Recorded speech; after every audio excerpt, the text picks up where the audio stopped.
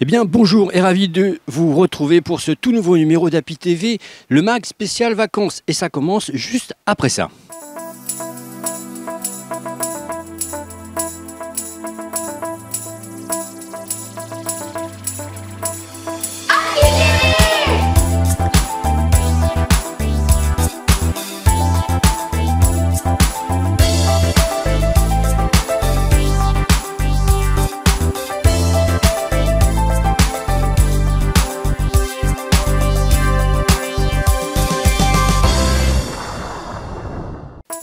Commençons maintenant notre grand reportage sur le professeur Dubois. Et oui, le cancérologue de Montpellier qui est connu à l'échelle nationale. Voici le portrait dressé par Brigitte Nézius pour HTV.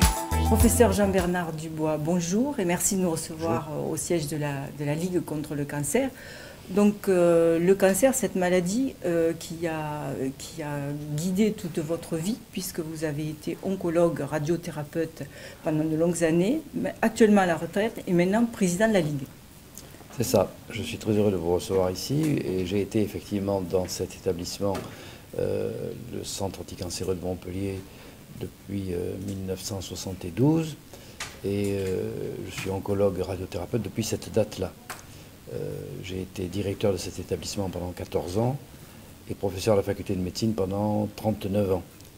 Et actuellement, je suis à la retraite depuis 3 ans, effectivement, et je suis président du comité de l'Hérault de la Ligue depuis 2 ans. Alors, pendant ces nombreuses années, est-ce que vous avez vu une évolution, probablement, sur la maladie, sur les soins, sur le nombre de malades? Où est-ce qu'on en est actuellement du cancer? Il est certain que ce que l'on observe actuellement n'a rien à voir avec ce que l'on voyait il y a une quarantaine d'années. D'abord, le nombre de cancers a augmenté. L'incidence, c'est-à-dire le nombre de nouveaux cancers diagnostiqués chaque année, en France comme ailleurs d'ailleurs, a augmenté. Il y a plusieurs raisons à cela. L'augmentation de la longévité et bien entendu aussi l'attention que nous portons à faire un diagnostic de plus en plus précoce de ces cancers. Quand on les cherche, on les trouve. Quand nous ne les cherchions pas auparavant, nous ne les trouvions pas. Mais pourquoi nous les cherchons actuellement? C'est parce que nous les traitons. Et lorsque nous les traitons actuellement, nous en guérissons de plus en plus. Et c'est ça le plus important. Et nous sommes en train actuellement de voir deux courbes absolument essentielles qui sont en train de se croiser.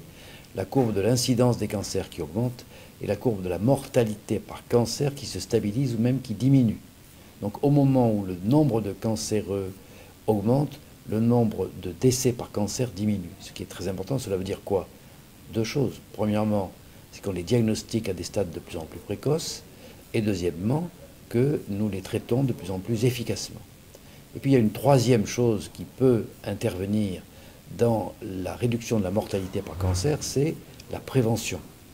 Et la Ligue a une très grande action au niveau non seulement du dépistage, des diagnostics précoces, mais surtout de la prévention de ces cancers, puisque l'on sait que presque un tiers des cancers pourraient être évités. On les appelle les cancers évitables.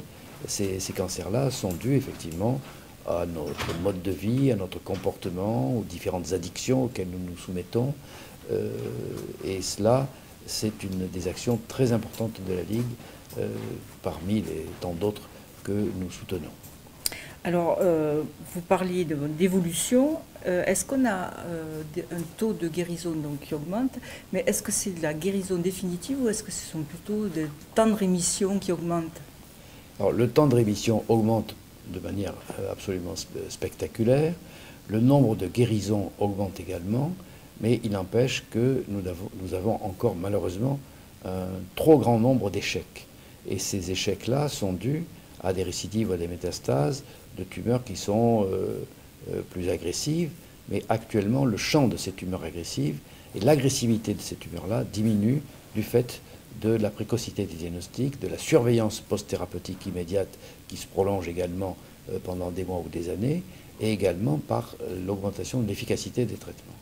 Donc les survies sont beaucoup plus importantes qu'auparavant et surtout beaucoup plus confortables. Et nous sommes en train de voir que le cancer devient une maladie chronique.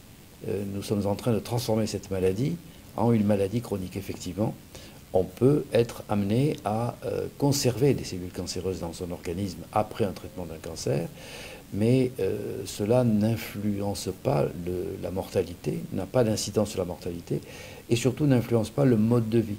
Je veux dire par là qu'on peut transformer cette maladie en une maladie chronique, exactement comme un diabète ou comme une maladie chronique qui n'est pas cancéreuse, qui peut permettre de vivre dans de bonnes conditions pendant de très nombreuses années. Donc amélioration de la qualité de vie des malades, mais aussi une approche par rapport au soutien de la famille qui s'est améliorée aussi pendant ces dernières années.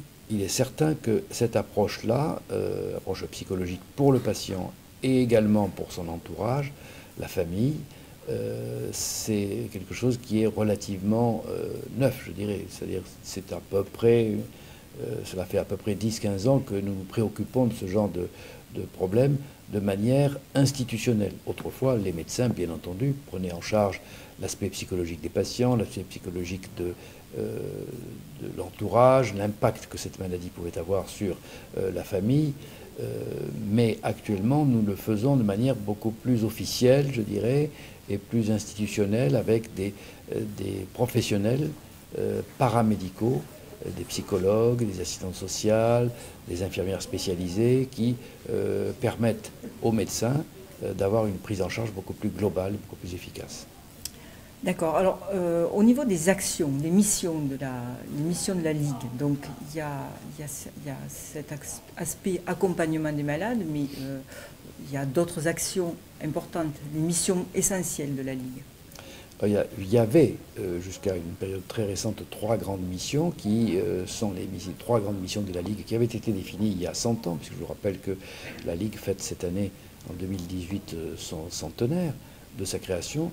Et ces 3 missions-là, initialement, c'était le soutien à la prévention, au dépistage.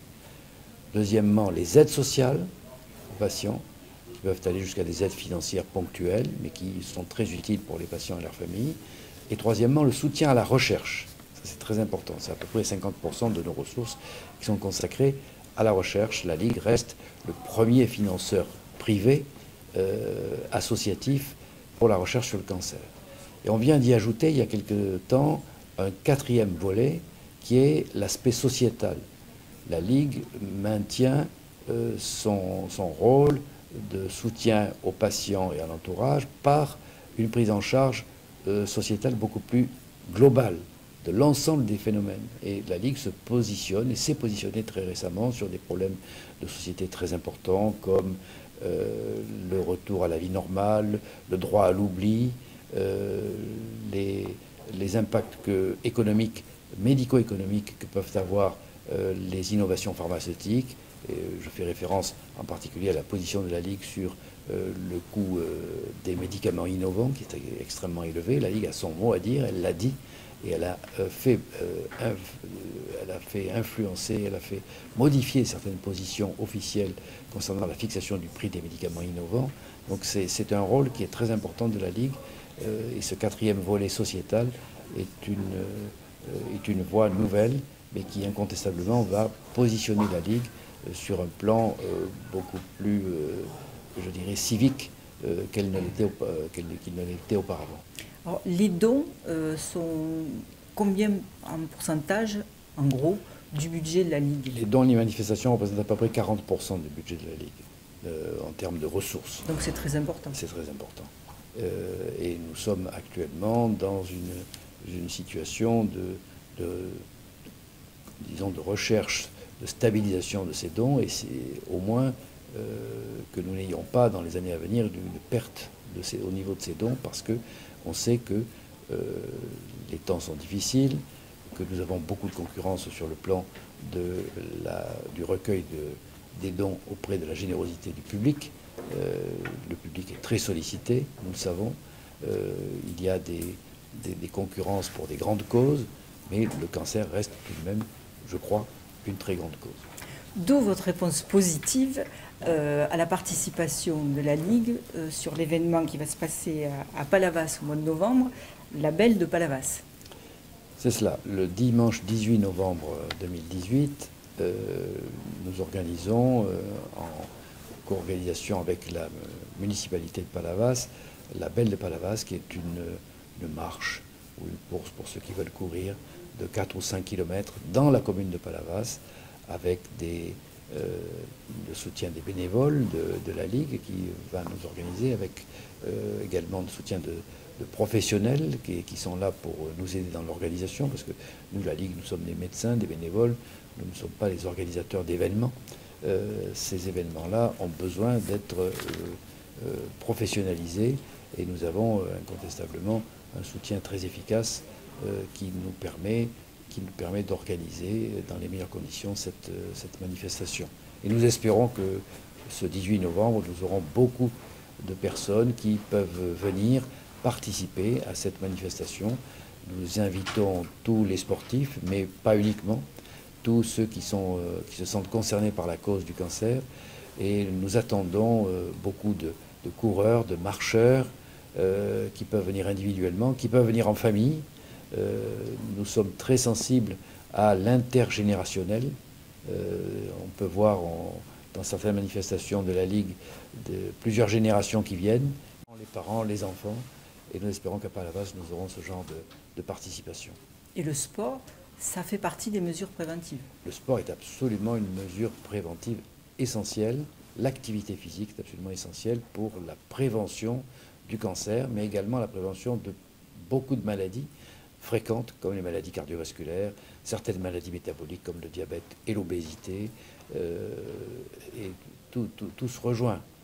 Lorsqu'on fait du sport, on réduit son risque d'obésité, on réduit son risque de diabète, on réduit son risque de maladie cardiovasculaire, on réduit son risque de cancer, avec des liens très étroits entre ces différentes grandes maladies.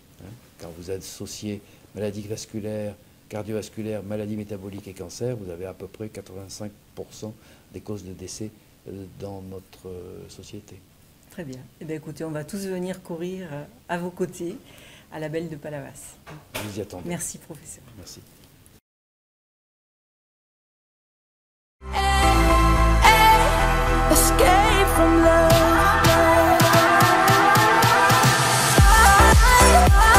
Haribo Pic, à chacun son pic. Haribo, c'est beau la vie, pour les grands et les petits. Chaque semaine, vous nous faites confiance et vous lui faites confiance. C'est Seb, notre chef de cuisine, qui vous a réservé encore cette fois-ci une belle surprise. Bonjour, je m'appelle Maëlle et j'ai 7 ans et je suis le roi du barbecue. Je m'appelle Yann, j'ai 10 ans et j'adore les bonnes recettes. Je m'appelle Iris, j'ai 12 ans et j'adore les cochons. Je m'appelle Jeanne, j'ai 13 ans et j'adore les beaux garçons. Bienvenue à Top 7 Kids.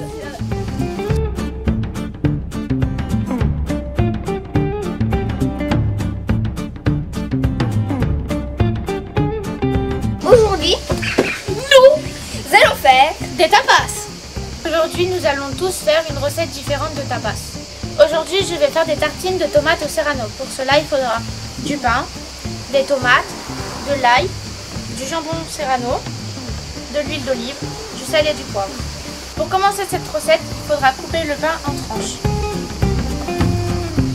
Ensuite, éplucher et hacher l'ail finement et couper les tomates en petits carrés.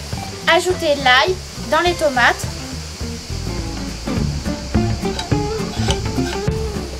Ensuite, prenez votre tranche de pain et une tranche de serrano. Mettez-la sur votre pain. Et ajoutez votre mélange tomate et ail.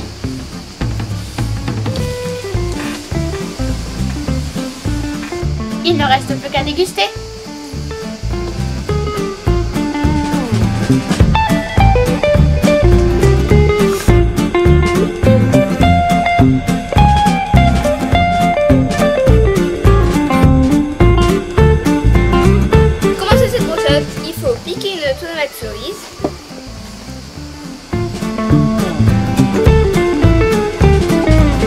Après, faut prendre le fromage de chèvre.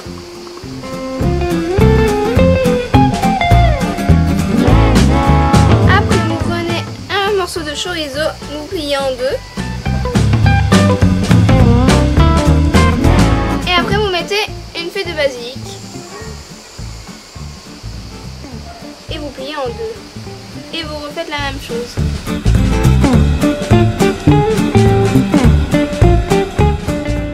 Voilà cette belle brochette.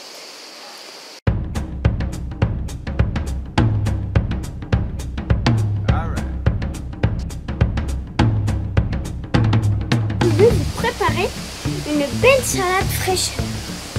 Pour cette salade, il vous faut du sel et du poivre, du basilic, des tomates, de l'huile d'olive, du vinaigre, une pêche, un oignon qui vient de s'enfuir, du fromage et des olives. Le fromage du chien. Pour commencer, coupez les tomates en deux.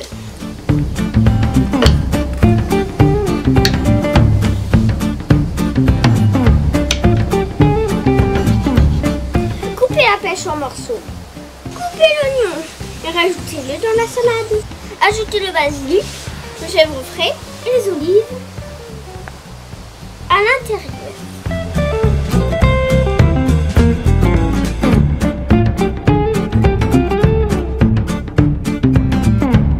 Ajoutez le sel et le poivre. Mettez l'huile et le vinaigre.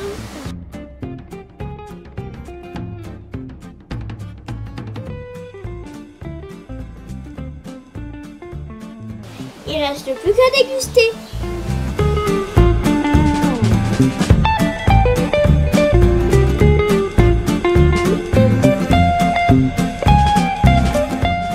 Moi, je vais vous préparer des brochettes, melon, mozzarella et serranos. Pour commencer, coupez votre melon en deux.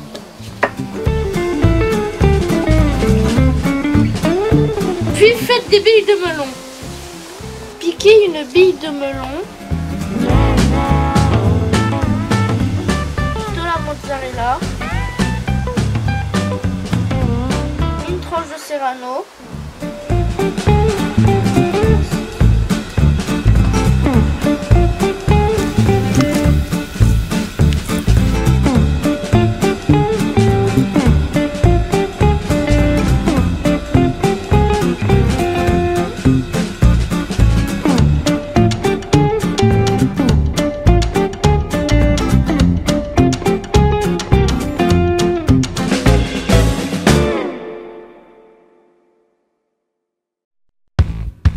Je suis l'optimisme.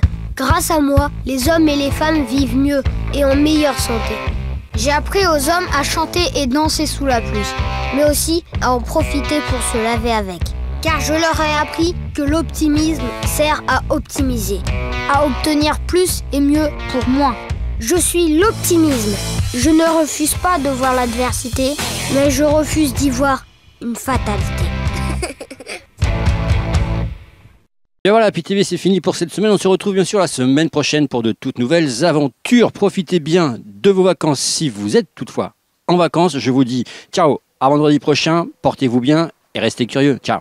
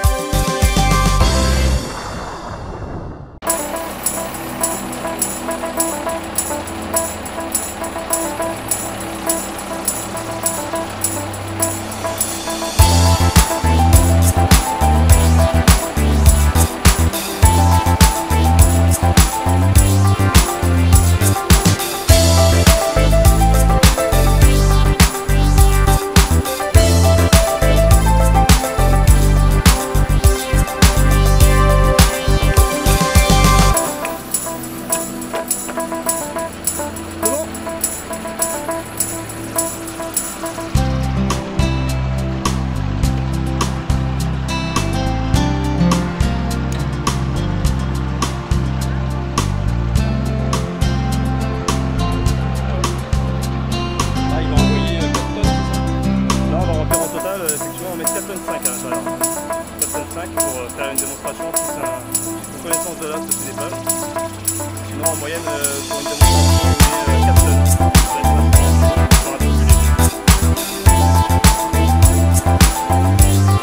Si on fait que l'intérieur de l'avion, donc tout ce qui va être voilure, nourrice, dérive, et on peut rajouter des réservoirs pendulaires extérieurs. Donc à ce moment-là, on peut sélectionner pour remplir l'ensemble de l'avion ainsi que les bidons extérieurs. Et ici, on a une visu en fait sur l'ensemble des réservoirs possibles sur l'appareil, qui quand ils s'allumeront vert, nous indiqueront que le réservoir sélectionné est plein. Vous voyez, si je fais un test lampe, vous voyez que tout s'allume. Donc là, nous avons les deux voilures, les groupes avant et les éventuels bidons. Donc là, comme il n'y a pas de bidon, ça restera non allumé. Ce qu'il y aura d'allumé, il y aura juste la dérive, les deux voilures, les deux groupes avant, droite et gauche. Donc là, ça m'indiquera que mon avion est plein et le total s'affichera ici en kilos. Voilà.